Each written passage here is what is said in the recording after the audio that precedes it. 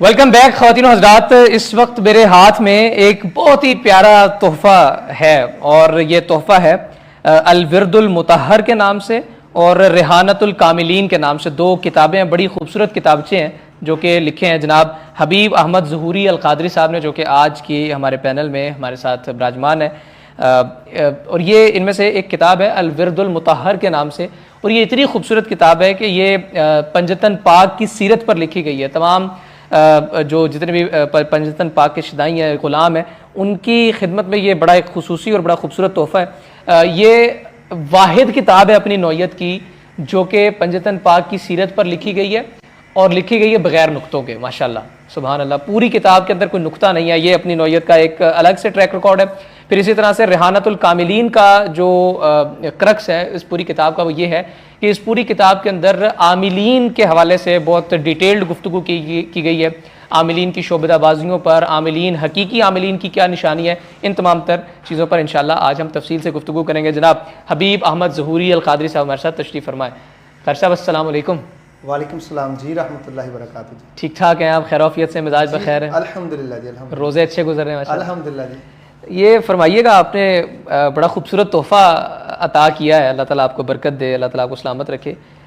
मैं चाहूँगा कि इनका थोड़ा सा मैंने भी इनका तारुफ़ करवाया, लेकिन आपकी ज़ुबान मुबारक से तारुफ़ इसका बड़ा ज़रूरी है जी। बिस्मिल्लाहिर्रहमानिर्रहीम। पहले तो मैं आपका और अपने चाहने वालों का शुक्रिया अदा करता हूँ कि जिनकी दुआओं से आज मुझे ये सादत नसीब हुई, अपने घर वालों का, अपने दोस्त अहबाब का, कि जिनकी वजह से आज यहाँ पे बैठा और आप जैसी शख्सियत से मुलाकात करने का मौका मिला। अल्लाह ताला आपको जज़ाए खैर अता फरमाए। और अल्हम्दुलिल्लाह मैं कुछ अल्फाज आपके बारे में ऐसे भी कहना चाहूँगा कि अजब ज़ुबान दस्तूर बनती है तेरी इस महफ़िल में। यहाँ तो ज़ुबान तरसती, यहाँ तो बात बात पे तरसती है ज़ुबान मेरी। कि अर्ज़ ये है कि ये जो किताबें ना जी, पहली तो किताब जो है वो इसमें नुक्ता कोई नहीं है। ये सीरत पंजतन पाक पे पहली अपनी नौयत की किताब है दुनिया में कि जिसमें कोई नुक्ता नहीं है, जिसमें नबी करीम सल्लल्लाहु अलैहि वसल्लम, हज़रत अली मुर्तज़ा रज़ी अल्लाह तआला अन्हु, हज़रत सैयदा फ़ातिमा ज़हरा सलामुल्लाह अलैहा, हज़रत इमाम हसन हुसैन, आप सरकार के जो फ़ज़ाइल व मनाक़िब हैं वो गैर मनकूत हमने इसको नकल किया है माशाअल्लाह। और दूसरी जो है वो रेहानतुल कामिलीन, इसमें तसव्वुफ़ के बारे में कुछ बातें जो है वो दर्ज की गई हैं। ऐसे मामलात जो आजकल शोबदाबाजियाँ जो है दुनिया में काफ़ी अपने अरूज को जा रही हैं, तो इसमें हमने ये बावर कराने की कोशिश की है कि जो असल तसव्वुफ़ है, तसव्वुफ़ जो हकीकी है, जो कुरान और हदीस ने बयान फरमाया है, जो उलमाए रब्बानीयीन ने बयान फरमाया है, जो हमारे प्यारे आका मौला सल्लल्लाहु अलैहि वसल्लम ने इरशाद फरमाया है, हमने उसको इसमें जो है वो नकल किया है ताकि इसमें जो आने वाले लोग हैं उनको जो है वो पता चल जाए कि जितने भी तसव्वुफ़ से रिलेटिव लोग हैं उसको कुरान और हदीस ने किस तरह बयान फरमाया है, ताकि लोग जो है सही तसव्वुफ़ का जो है वो मार्क्स ढूंढ सके। अगर आप इजाज़त दें तो मैं आपको एक छोटा सा ज़रूर इसमें वो जो वाक़या नकल किया। आजकल जो शोबदाबाजियाँ चल रही हैं, बिलखसूस हमारे मुल्क के पाकिस्तान में जगह जगह के ऊपर कमाई के अड्डे बने हुए हैं, जगह जगह पे लोगों से पैसे बटोरने के लिए लोगों ने जो अपने शोबदाबाजियाँ लगाई रखी हुई हैं ना। हकीकत में इल्म जो है वो तीन तरह का है। सबसे पहले इल्मुल अकायद है जी, जो हमारा अकीदा है, जैसे खातमुन नबिय्यीन हज़ूर नबी पाक सल्लल्लाहु अलैहि वसल्लम आखिरी नबी हैं, फरिश्तों के ऊपर ईमान रखना, किताबों के ऊपर ईमान रखना, अल्लाह ताला को एक मानना, ये इल्मुल अकायद है।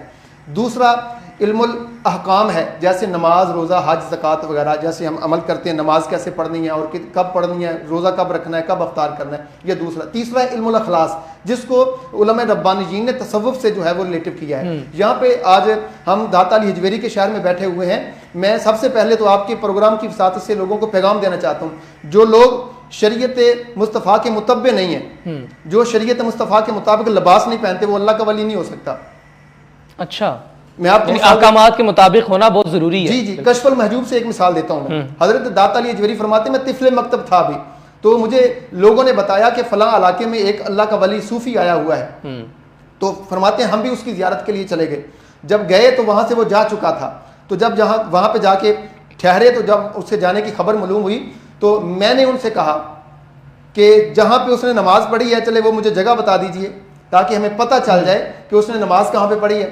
दाता अली हिजवेरी फरमाते हैं, जब मैंने देखा जहाँ पे उसने नमाज अदा की थी तो उसने सजदा जो था वो शरीयत मुस्तफ़ा के मुताबिक नहीं किया था। अल्लाह अकबर। तो फरमाते हैं जो सजदा नबी करीम सल्लल्लाहु अलैहि वसल्लम की शरीयत मुस्तफ़ा के मुताबिक नहीं करेगा तो वो अल्लाह का वली कैसे हो सकता है। अब यहाँ पे सिर्फ एक बात देखने की गौर की बात है कि जो सिर्फ एक बात के ऊपर जो है वो शरीयत मुस्तफ़ा की पासदारी नहीं करता तो वो बंदा जो है शरीयत मुस्तफ़ा का मुतब्बे नहीं है तो सूफी कैसे हो सकता है, वली कैसे हो सकता है। तो आज आप देखते होंगे टीवी चैनल के ऊपर या दुनिया में अपना पाकिस्तान में हमारे जो है ये जो आग लगी हुई है, इसका शोर बरपा हुआ है, रंग बिरंगे लिबास पहन के जो अपने लोगों को पैसे उनसे बटोर रहे हैं। तो उनके मुतल्लिक अहयाल उलूम में इमाम गज़ाली रहमतुल्लाह तआला ने एक वाक़या नकल किया है जो मैंने अपनी किताब रिहानतुल कामिलीन में भी इसको दर्ज किया है। उसमें फरमाते हैं कि हज़रत मूसा अलैहिस्सलाम का ज़माना था जी। हजरत मूसा अलैहिस्सलाम के पास एक आदमी आके रहता था, उनसे वो तलीम हासिल करता था। जैसे आज खानकाही निज़ाम है ना, हजरत इमाम गज़ाली ने जो खानका, असल में आपको एक्सप्लेन करता चलूँ, ये जो खानकाही निज़ाम है ना हमें पता ही नहीं बना क्यों है। हाँ ऐसे ही है, तसव्वुफ से वैसे ही बतौर मजहबी ज़ाहिर हम शायद बहुत दूर हैं जी, हमें पता ही नहीं है बना क्यों था। मैं आज आपकी वसातत से, आपके प्रोग्राम की वसातत से लोगों को बताना चाहता हूँ कि ये खानकाही निज़ाम जो था ये हजरत इमाम गज़ाली ने बनाया था और उनके लिए बनाया था जो 8 साल जो आजकल मरवज है ना दरस निज़ामी जो मदारस में पढ़ाया जाता है आलिम कोर्स, वो आलिम कोर्स करने के बाद जब वो फरागत पा जाते तो फिर खानकाही निज़ाम में उनको दाखिला दिया जाता, फिर वहाँ पे उनका तज़किया नफ्स किया जाता था। सही, खानकाही निज़ाम का ये मकसद था। लेकिन हमने क्या बनाया वो आपके सामने है, लोगों के सामने है। तो बहरहाल वो एक आदमी जनाब मूसा अलैहिस्सलाम के पास रहता था, अहयाल उलूम में इमाम गज़ाली ने इसको नकल किया। तो आपसे वो दीन की तलीम हासिल करता अपने दौर की। कुछ अरसे के बाद जब उसने देखा कि मैंने कुछ सीख लिया है, वो अपने इलाके में गया लोगों को बताने के लिए।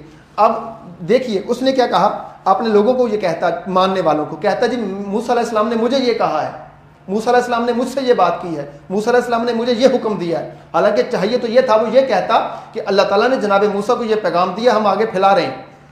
अच्छा, वो अपनी तरफ जो है, जैसे आजकल के लोग हैं ना, अगर कोई काम हो जाए तो कहते देखो ये पीर की करामत है जी हाँ।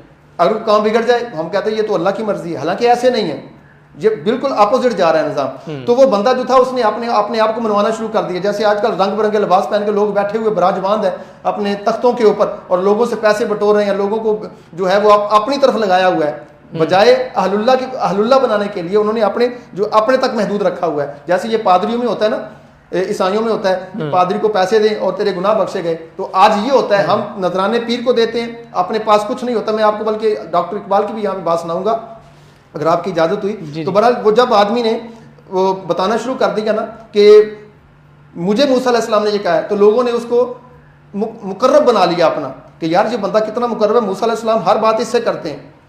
अब जब उसने देखा वहां तो फकर फाका की जिंदगी है, यहाँ अय्याशी है, लोग मुझे पैसे देते हैं, तो उसने कहा जी कहाँ जाना है मूसा अलैहिस्सलाम के पास, अब यहाँ जिंदगी बसर करते हैं हम अपनी। उसने जिंदगी बसर करना शुरू की।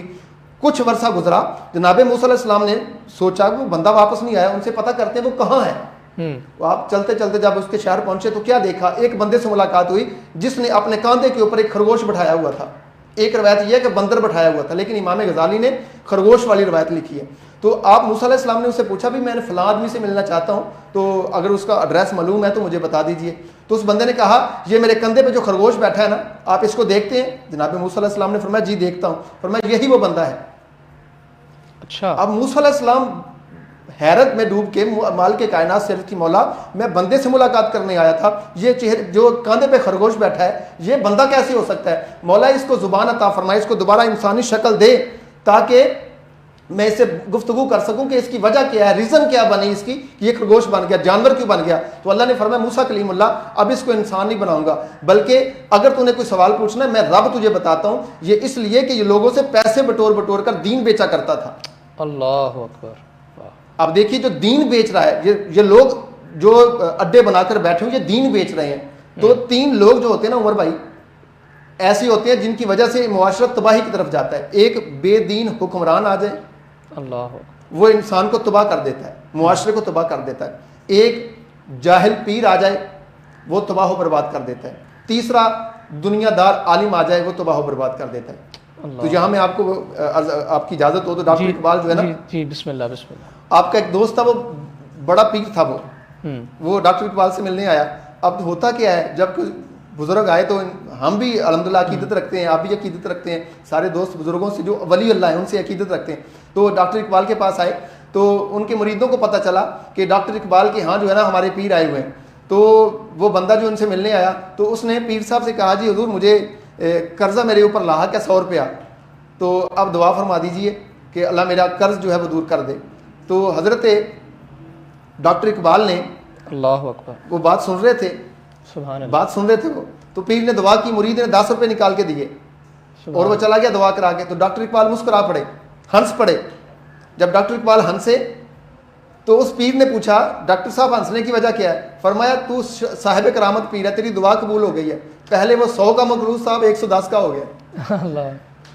तो ये लोग जो हैं उमर भाई, जिन्होंने तसव्वुफ को अपना जो है वो दूसरा 2 नंबर रंग देकर दुनिया को लूट रहे हैं। तो इस किताब में मैंने ये मुख्तसर सा जो तारफ़ आगे करवाया है ना कि तसव्वुफ जो है वो सूफिया जो है वो कौन होते हैं और कैसे होना चाहिए और उनका तरीक़ेकार क्या होना चाहिए और उनकी जो ड्यूटी है वो क्या है, इसके ऊपर इसमें बहस की गई है। अल्हम्दुलिल्लाह काफ़ी दोस्त अब आप जो इससे इस्तेफ़ादा हासिल कर रहे हैं।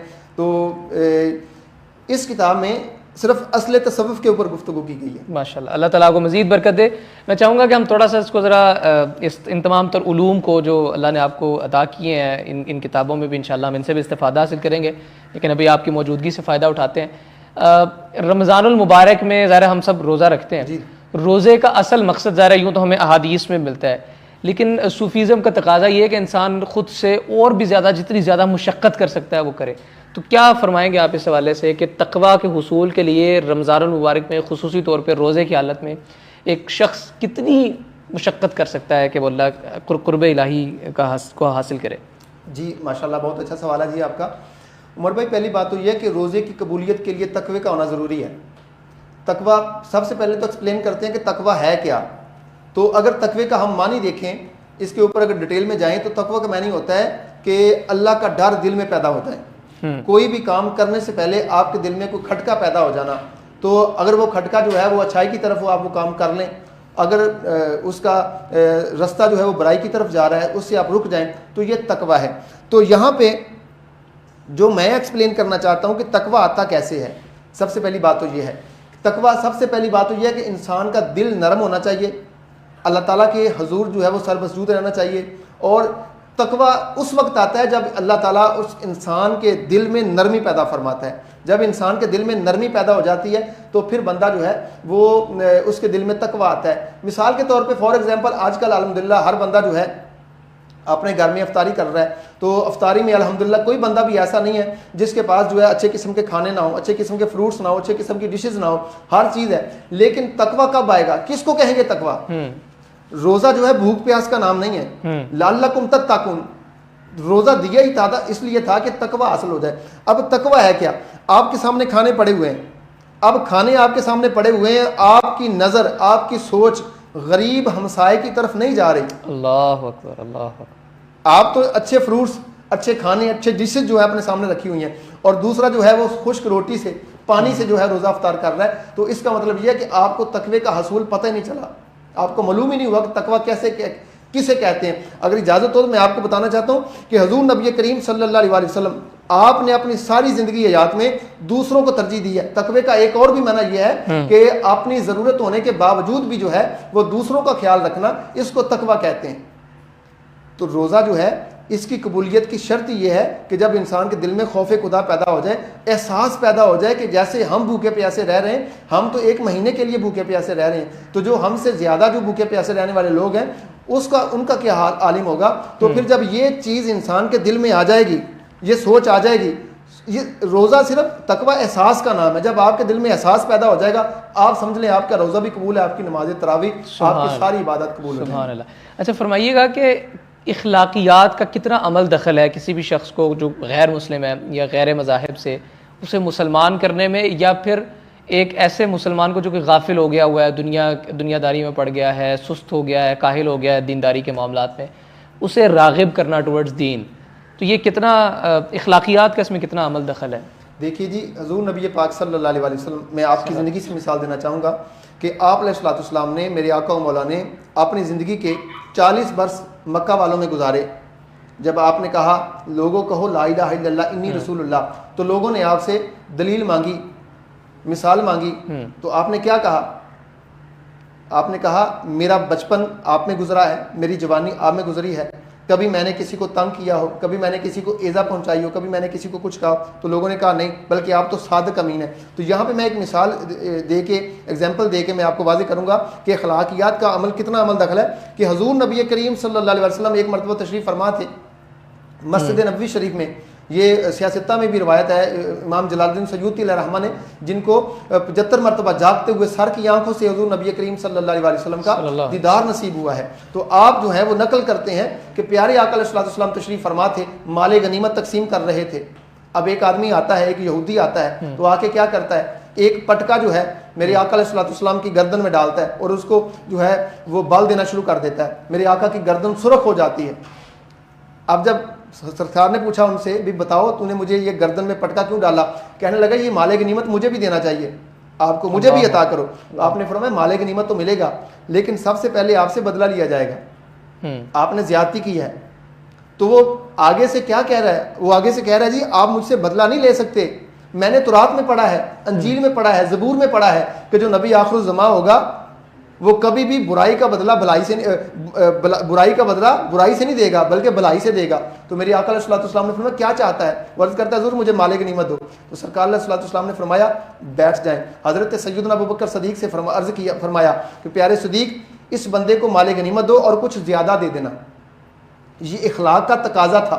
जब उसको थोड़ा सा ज्यादा दिया गया तो उसने फौरन कहा जी माल बाद में लूंगा, पहले मुझे कलमा पढ़ा के मुसलमान कर लें, क्योंकि आपके अखलाक ने मुझे जो है अपनी तरफ रागब कर लिया, माइल कर लिया। तो प्यारे आका अलैहिस्सलाम को देखो अखलाकियात का कितना अमल दखल है। मेरे आका को ताइफ में कितने पत्थर मारे गए, हबशा में 3 साल मेरे आका अलैहिस्सलाम ने क्या किया, दरख्तों के पत्ते खा के गुजारा किया, लेकिन अपनी जुबान से कभी किसी को कुछ नहीं कहा। कहते हैं ना कि इस्लाम जो है प्यार मोहब्बत से फैला है। तलवार की कब जरूरत पड़ती है, जब इस्लाम के ऊपर कोई हमला करता है। मेरे आका ने इस्लाम को इखलाकियात के जरिए फैलाया है, मोटिवेट किया मेरे आका इस्लाम। तो इस्लाम, अगर आप किसी को मुसलमान करना चाहते हैं, इस्लाम के दलाइल नहीं देने पड़ेंगे, बल्कि हजरत सैयदना बायज़ीद बुस्तामी का एक वाक़या मैं आपको अर्ज़ करता हूँ इखलाकियात के हवाले से। एक मुसलमान जो था वो शराब पीता था, गुनाह भी करता था। तो उसने किसी गैर मुस्लिम को कहा कि आप कलमा पढ़ के मुसलमान क्यों नहीं हो जाते। उसने कहा कौन सा वाला इस्लाम कबूल करूं, आप वाला इस्लाम कबूल करूं या हजरत बायज़ीद बुस्तामी वाला इस्लाम कबूल करूं। अगर तो आप वाला इस्लाम है तो मैं वो कबूल नहीं करूंगा, क्योंकि आपकी अखलाकियत अच्छी नहीं है, आपके अमाल अच्छे नहीं है। अगर आप चाहते हैं कि वो इस्लाम कबूल करूं तो फिर वो मेरे अंदर है। हर बच्चा इस फितरत इस्लाम पे पैदा होता है, सिर्फ क्या करना है हमने उसकी बॉडी के ऊपर, उसके बॉडी के स्ट्रक्चर के ऊपर इस्लाम को नाफज करना है। वो आप इखलाकियात से कर सकते हैं, कभी भी लड़ाई झगड़े से नहीं कर सकते, क्योंकि इस्लाम जो है रवादारी का जो है वो सबक देता है। जब आप किसी के ऊपर ज़बरदस्ती करेंगे तो रवादारी से निकल जाएंगे। तो इखलाकियात का दामन थामे रखने से ही मुसलमान जो है वो कामयाब होंगे और गैर मुस्लिम हमारी तरफ आएंगे। अदरवाइज़ कभी भी इखलाकियात के अलावा हम किसी भी गैर मुस्लिम को मुसलमान नहीं कर सकते। सुभान अल्लाह। अच्छा ये फरमाइएगा कि हम आम रूटीन में ज़रा हमारी एक आदत बनी हुई है कि ख़ास तौर पर जो लोग वकालत से वाबस्ता हैं, सहाफ़त से वाबस्ता हैं, या फिर ज़रा पब्लिक डीलिंग है, रिक्शे वगैरह वाले, ज़ुबान पे गाली चढ़ी हुई होती है। तो यही गाली जो है वो ज़रा अक्सर बेशतर औक़ात लोग रमज़ान मुबारक में रोज़े की हालत में भी दे जाते हैं, या दीगर लगव कलिमात जो हैं वो अदा कर जाते हैं ज़ुबान से। तो इस ज़िमन में रोज़े के हवाले से रोज़ा टूट जाता है, रोज़ा मकरूह हो जाता है, ये क्या सिलसिला है, और इस पर क्या नरम गोशा इख्तियार किया जा सकता है लोगों को राग़िब करने के लिए दीन की तरफ? जी देखिए, अपना इसमें 2 चीज़ें होती हैं। एक तो इंसान जानबूझ के किसी को गाली देता है, एक इंसान का तकिया कलाम बना होता है। सही। अगर तो उसका तकिया कलाम है तो उसको चाहिए कि वो अपने आप को ठीक कर ले, आहिस्ता आहिस्ता कवर कर ले। लेकिन अगर उसने जानबूझ के गाली दी है तो रोज़े के ऊपर तो असर पड़ेगा ना, क्योंकि रोज़ा फ़कत भूख और प्यास का नाम नहीं, जैसे मैंने पहले एक्सप्लेन किया है कि ये तकवे का नाम है। रोज़ा आँख का भी रोज़ा होना चाहिए, ज़ुबान का भी रोज़ा होना चाहिए, हाथ का भी रोज़ा होना चाहिए, पाँव का भी रोज़ा। वो कैसे? पाँव आपके बुराई की तरफ चल के ना जाए, हाथ आपके जो है वो किसी को तकलीफ ना दें। आँख से आप या तो कुरान देखें, या मुस्तफ़ा करीम का फरमान देखें, या वालिदैन का चेहरा देखें।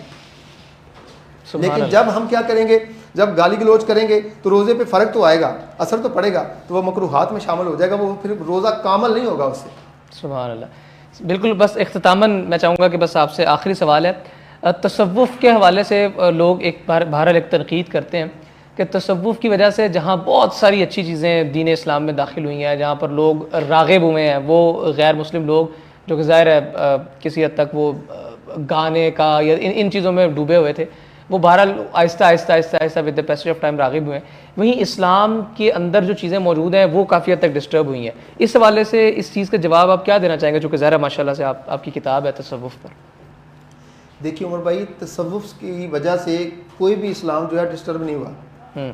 अगर मैं वही अर्ज़ कर रहा हूँ जो जैसे मैंने पहले अर्ज़ किया है कि अगर आप असले तसव्वुफ़ को देखेंगे तो उसका मानी ये निकलता है कि जैसे वो हदीस पाक है ना, हदीस जिब्रील जिसको कहा जाता है, जिससे इसको दलील लिया जाता है कि नबी करीम सल्लल्लाहु अलैहि वसल्लम ने आपसे आके सवाल किया, माल इस्लाम क्या है, माल ईमान क्या है, माल एहसान क्या है। तो हुज़ूर नबी करीम सल्लल्लाहु अलैहि वसल्लम ने क्या फरमाया था कि इबादत इस तरह करो कि तुम रब को देख रहे हो, अगर ये नहीं कि वो तुम्हें देख रहा है। तो यहाँ पे देखिए, इसके ऊपर अगर हम गौर करें, देखें कि जब हम इबादत कर रहे हैं अल्लाह हमें देख रहा है या हम रब को देख रहे हैं, तो वो बंदा जो है वो कैसे ये जुर्रत करेगा कि वो गैर इस्लाम कुछ बात करे, नंबर एक। नंबर दो कि इस्लाम जो है वो कभी भी, इस्लाम में जो असल सूफी है उन्होंने कभी भी ऐसा कोई काम राइज नहीं किया। हाँ, अगर कोई ऐसा काम है जिसकी वजह से तसव्वुफ़ में जो है ये ऐसे काम आ गए हैं, राइज हो गए हैं, जिसकी वजह से इस्लाम दूर जा रहा है, तो ये उसका इस्लाम से या उसका दीन से कोई ताल्लुक़ नहीं है। जैसे खराफात हमारे अंदर, मैंने पहले अर्ज़ किया ना कि एक मिसाल के तौर पे एक पीर जो है, पीर साहब बने हुए हैं, अगर उनसे कुरान सुने तो कुरान नहीं पढ़ना आता उसको, अगर उनसे कोई हदीस सुने तो हदीस नहीं सुननी आती। तो ये मज़हब के नाम के ऊपर उन्होंने एक दुकानदारी चमकाई हुई है, उनका तसव्वुफ़ से कोई ताल्लुक़ नहीं है। लेकिन अगर हम देखे जाएँ कि तसव्वुफ़ में अगर देखा जाए तो कश्फुल महजूब शरीफ है, रिसाला कुशैरिया है, हज़रत इमाम अबुल कासिम कुशैरी हज़ूर के उस्ताद हैं, और वारफुल मुआरफ है शहाबुद्दीन सुहरवर्दी की। अगर इन किताबों को देखेंगे तो फिर कोई भी ऐसा काम नहीं है जिसमें तसव्वुफ़ के ऊपर जो है वो ऐसा ब्लेम आए जिससे हम लोग हमारे ऊपर इतराज़ करें। अल्हम्दुलिल्लाह इसके ऊपर हमारे उलमा ने जवाब दिए हुए हैं। तसव्वुफ़ में कोई भी ऐसा काम नहीं है जो इस्लाम के मुनाफी है। हमने अपनी तरफ से इसको राइज कर लिया है। अगर कोई अपनी तरफ से इसको राइज कर